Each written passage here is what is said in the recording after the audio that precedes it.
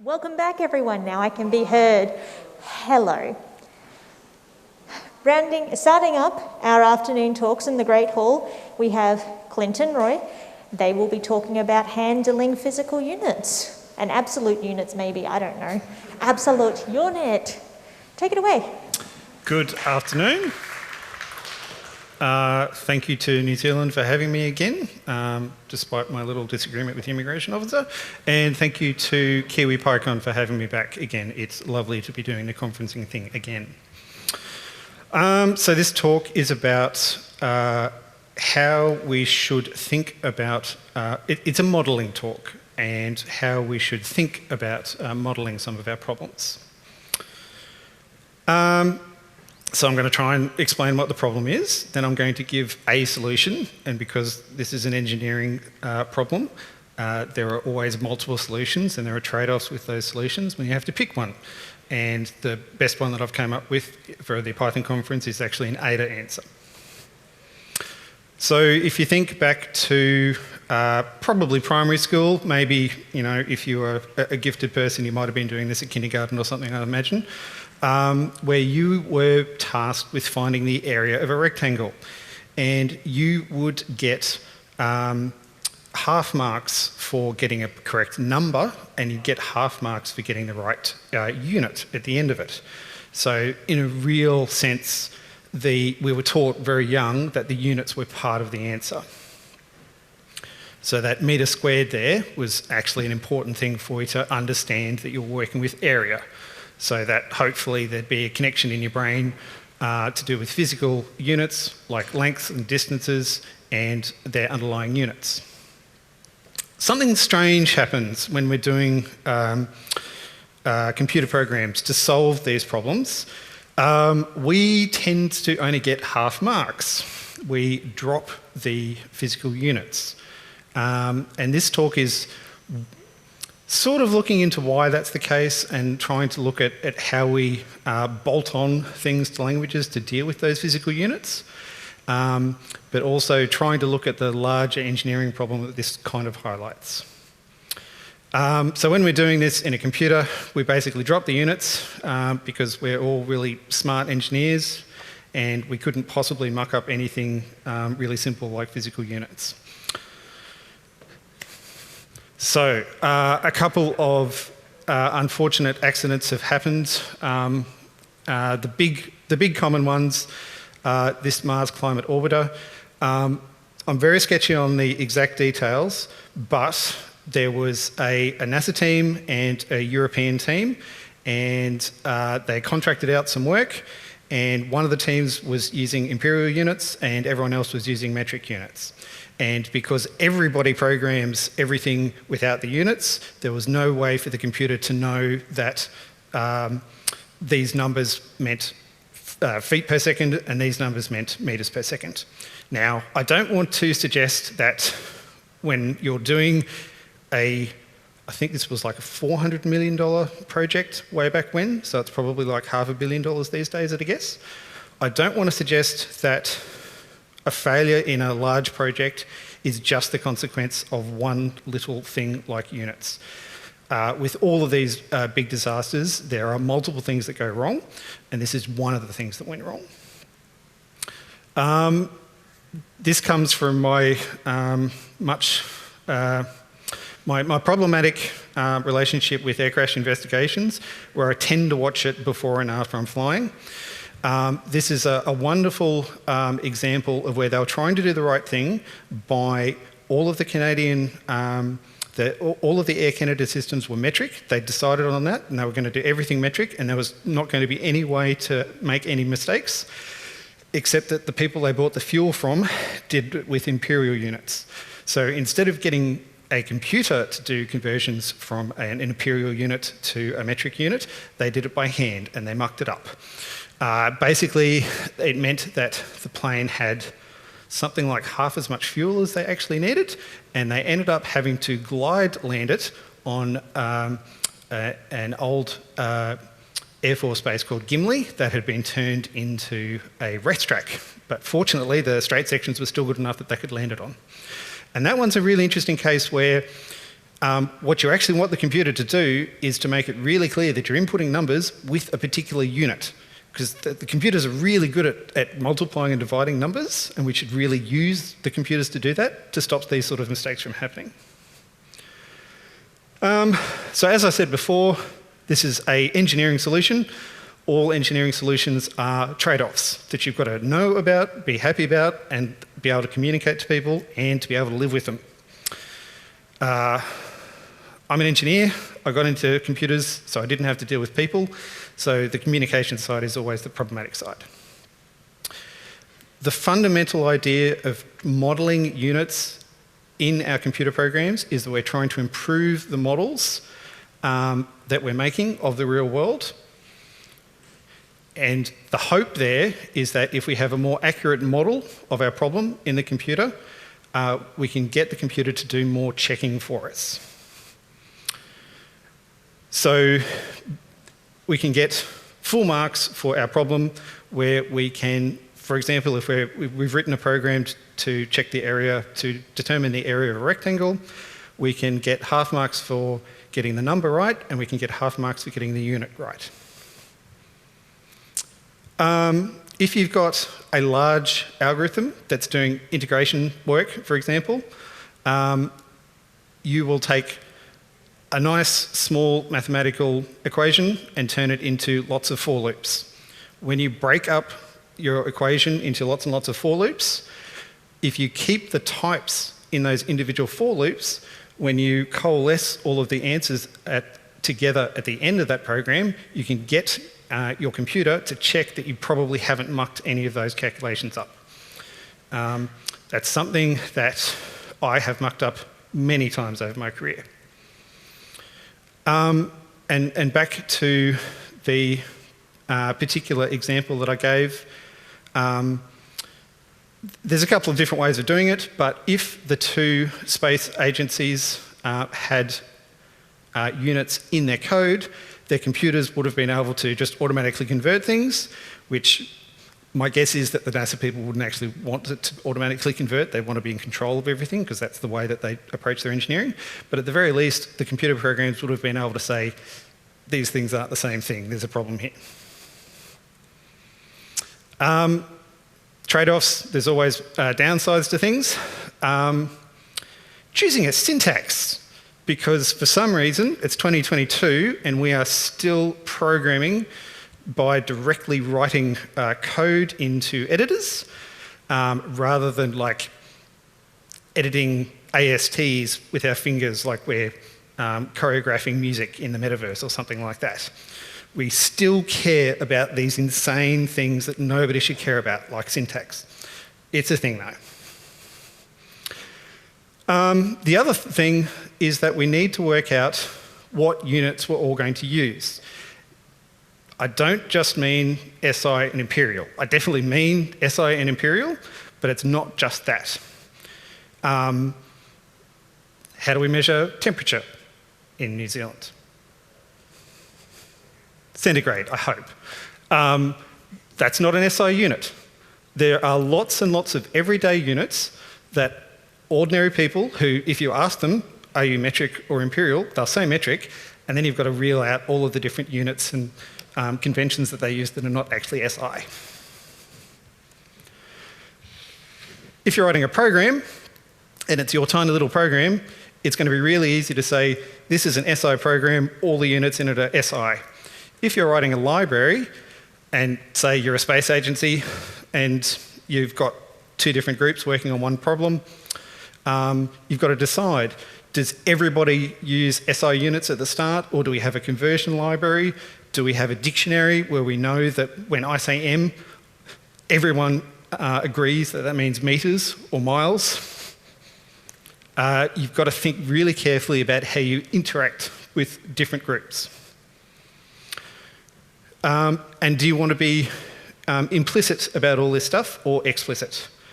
And obviously, Python Crowd is going to go for explicit stuff, but on the other hand, wouldn't it be really nice if you were teaching someone programming and running a course, and you were teaching them how to calculate a bouncing ball, and then at the end of it, the simulation of a bouncing ball came out and just had units built in and no one had to think about it.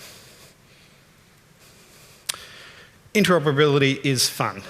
When you've got two different groups who are using different units and different conventions on units, getting those to mix and match can be really, really hard. Humans use shortcuts when we're writing out units. We write them in a convention that makes sense to our brains. It's very much a syntax thing again, and a lot of the ways that we write units are not mathematically accurate. A lot of different industries use conventions and shortcuts that make things easier for themselves. So, for example, astronomers often use C equals 1, because that just makes a lot of calculations a lot simpler. That doesn't really work well on the computing sense, so you've got to have a scope that this program, within this program, when we're using C, we're using the unit value of C to be the speed of light, and its value is 1. A lot of electrical engineers will write numbers in a reasonably funny way to what physicists expect. A lot of biologists write a lot of molecular numbers in a specific way to them that doesn't make sense for a lot of other people. There are a lot of industry and area specific conventions that most of us don't know about, and if you're looking to formalise all of these things, you'll be there forever. So, looked at a lot of languages, came across this Ada library, which seems to do a lot of the unit stuff in a nice way, in that it actually uses the really strong static typing that Ada has, and it involves it with that. But it does it in a nice way where, for example, with our rectangle here, we've got a distance, but it's also a number. So you can do all of the normal mathematical operations on a distance without having to do anything funky. So the really nice stuff here is that you don't actually have to specify the units in the width or the height, because distance is a length, and the Ada compiler here knows that if it's given a constant, it means that constant times the unit length. The really nice thing here as well is that in the actual code, so the last line between the begin and the end there, is that none of the unit syntax is spilling over to our running code. We don't actually have to pollute all of our code with all of the typing information, with all of the unit information, because it's contained within the unit information. And I should point out there, the MKS acronym, metres, kilograms, second, an awful lot of physical types can be created just through those combinations of those dimensions. I think, off the top of my head, I think there's 7 dimensions in the SI unit. So you'll see lots and lots of those sort of acronyms if you start looking into this space. So Ada has a thing called aspects. Everything in Ada, just like Python, is an object. Aspects are implementation level details of all objects that Ada has a nice interface to make available to users at compile time and runtime. And so this typing library uses those aspects to do all of the unit checking at compile time. So there's no runtime overhead of all of the unit checking in that Ada example. It's relatively easy to make a new unit because you don't want to be using your base units. You don't want to be referring everything as meters squared per second. You'd prefer to use a higher level unit like a joule. So if you're working with energy, for example, you want to use the conventional unit, which is a joule. The joule is made up of those base units, but if you're talking to another human, you want to use the joule. So the example here I've got is making an acceleration dimension in the Ada library that I'm looking at here, you define how it looks. So the dimension there is the prettified printing form. It's 1 metre. It's seconds to the... oh, that almost looks like a bug to me. It's seconds to the second power. Oh no, it's seconds divided by the negative power there. And down below we can define the constant acceleration of gravity there. And again, we don't actually have to use those units in the declaration there, but it's a nice aspect of this setup that the compiler will check those units at the end of acceleration to make sure that they're the right units. We're not at an ADA conference, so I have to give the Python solutions. But I think the ADA example actually shows quite a few of the trade-offs that you have to make in the Python universe to highlight some of the disadvantages of the Python solutions. There are a lot of attempted solutions at this problem in the Python space. A fair few of those libraries are example libraries. Someone's had a go at them and then they've just sort of stalled. A few of those there are actually ongoing and still being developed. For the non-scientific world, Pint is probably the most common library, so that's the one that I'm going to show the examples of. So if you think back to all of the questions that I had at the start, Pint has an explicit registry that you actually have to create as part of your program or library.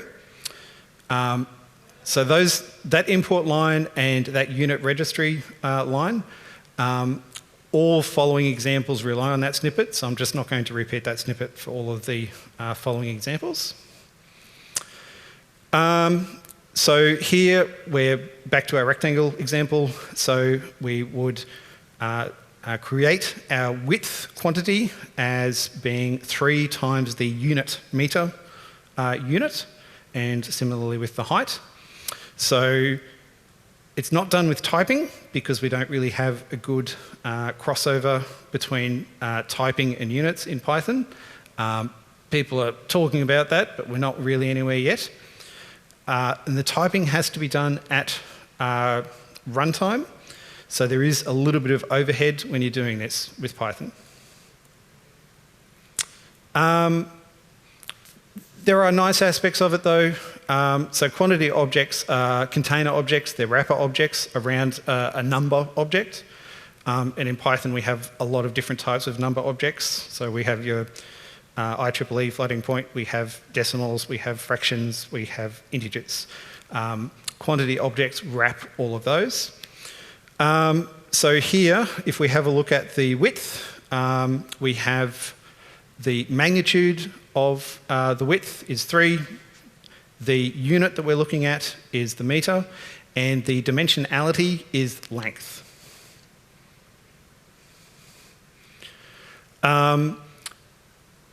So quantity objects are wrapper objects. So all of the math objects, all of the math operations that you want to do on the magnitude, basically the quantity object implements all of the special double underscore dunder methods to let all of the mathematical operations through to act on the magnitude.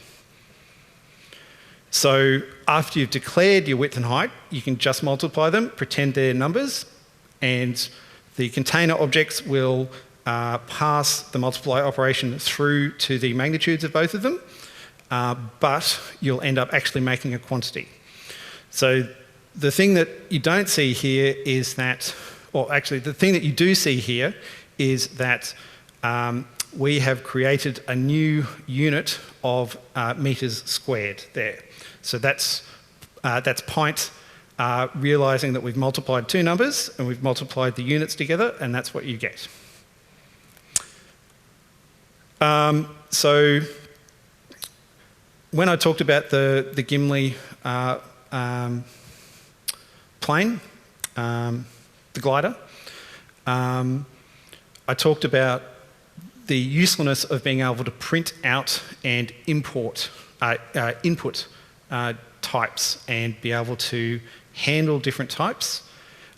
Pint has a lot of input-output options to pretty print and also to do scanf type importing of a lot of things.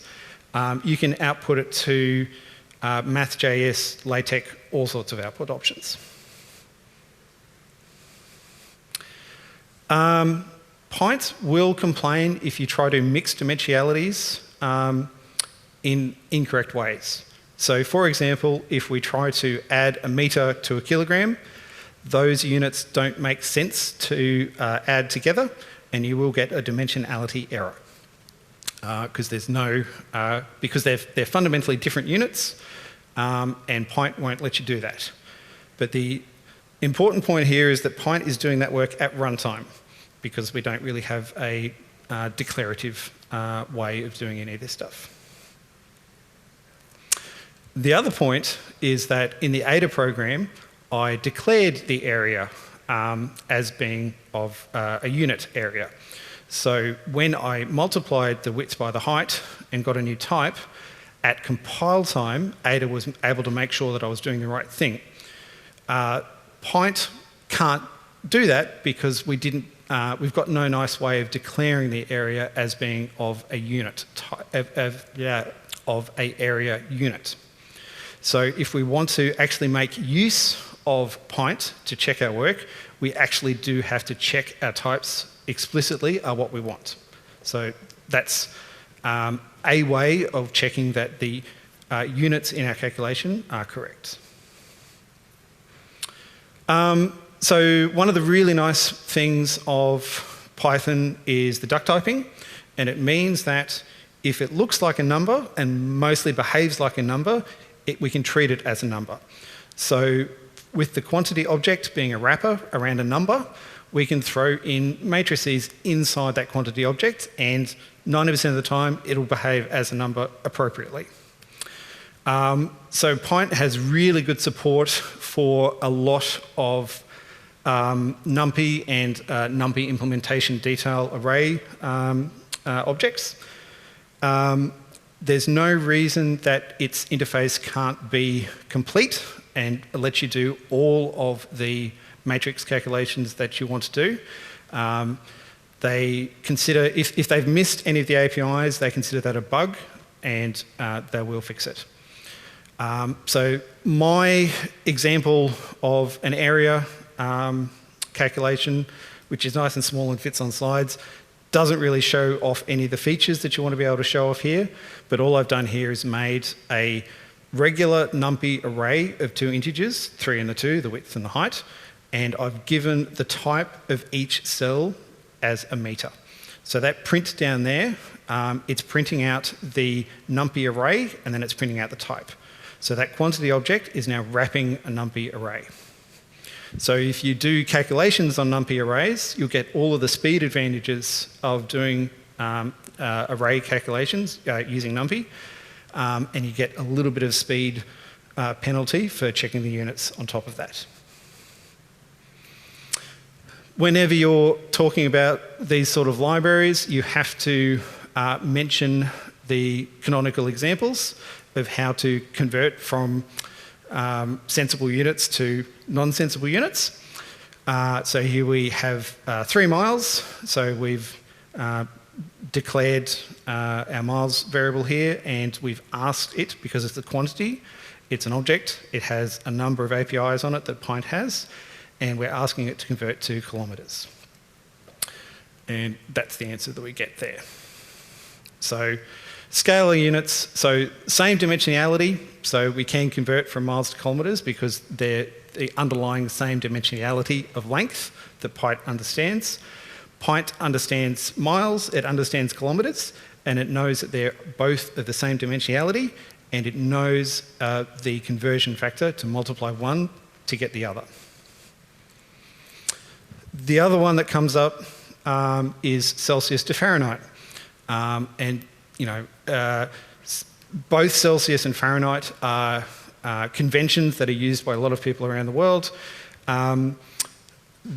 Neither of those are SI units. They have their basis in SI units, but the problem is that you cannot, there is no scalar unit for 1 degree Celsius or 1 degree Fahrenheit, because neither of them start back at 0. So you cannot create a Celsius quantity by multiplying 32 by a unit Celsius object, because it doesn't exist, and the same thing with Fahrenheit.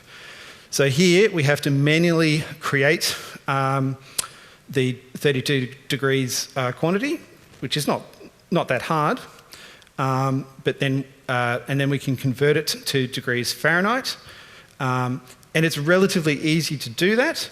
And this example here more shows that Pint is flexible enough to be able to support non-scalar solutions.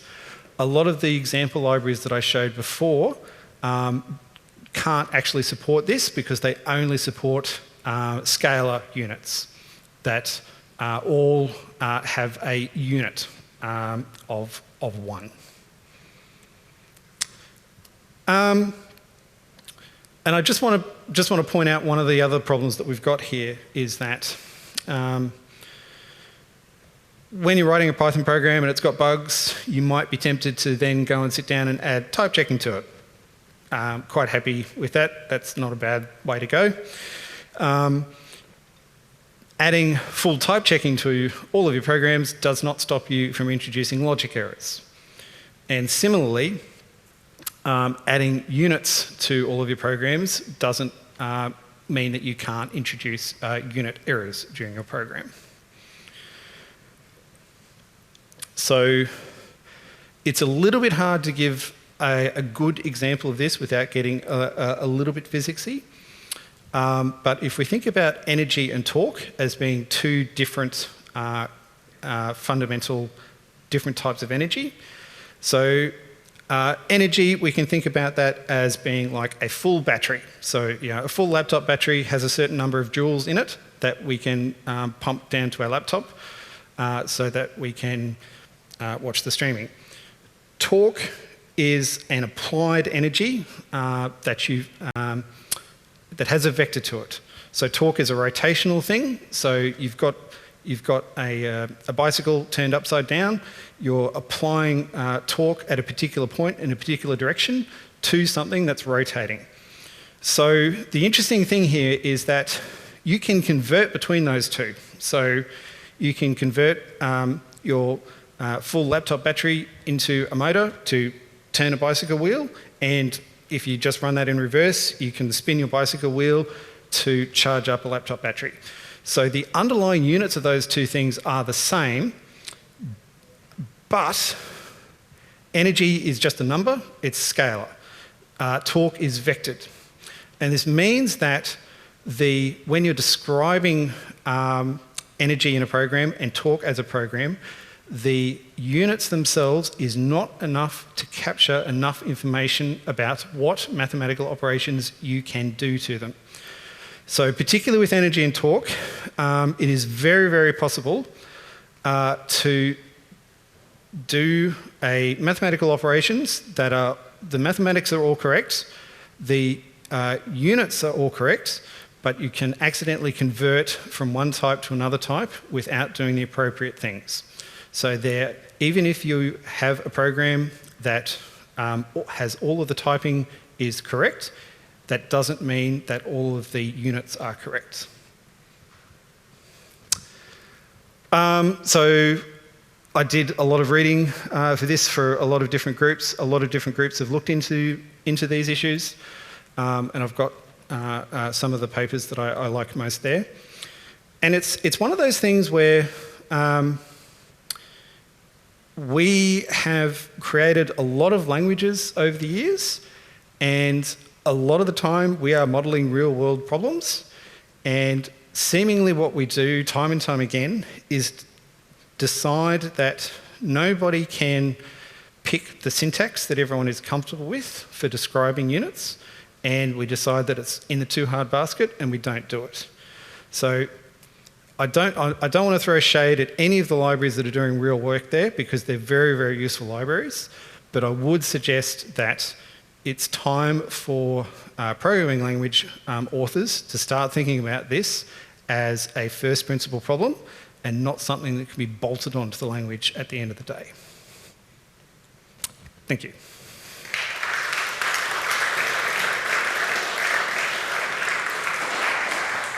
Thank you very much, Clinton. Unfortunately, your questions are no longer scalar. They have to be vectored in that direction. If you would like to follow Clinton to ask questions, you should do that. We have about 10 minutes until more talks. Whoop.